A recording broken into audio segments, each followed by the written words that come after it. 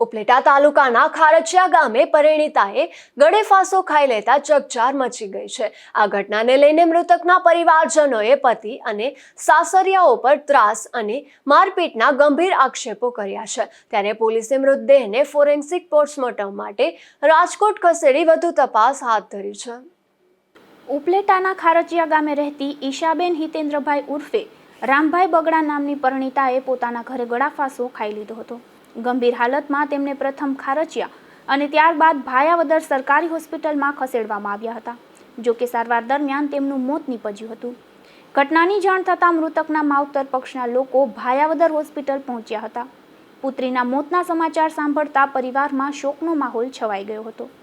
મૃતકના ભાઈ રાજેશભાઈએ આક્ષેપ કર્યો છે કે બહેનના શરીર પર આંખ અને મોઢાના ભાગે ઈજાના નિશાન જોવા મળ્યા હતા, જેના પરથી મારપીટ કરવામાં આવી હોવાની શંકા વ્યક્ત કરવામાં આવી છે। તેમણે વધુમાં જણાવ્યું હતું કે છેલ્લા 1.5 વર્ષથી પતિ, સાસુ અને સસરા દ્વારા ઈશાબેનને માનસિક અને શારીરિક ત્રાસ આપવામાં આવતો હતો।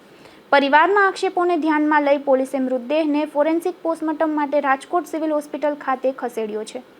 પોસ્ટમોર્ટમ રિપોર્ટ અને અન્ય પુરાવાઓના આધારે સમગ્ર ઘટનાની હકીકત બહાર આવશે। મૃતક ઈશાબેનના લગ્નને 14 વર્ષ જેટલો સમય થયો હતો અને તેમને એક પુત્ર તથા એક પુત્રી છે।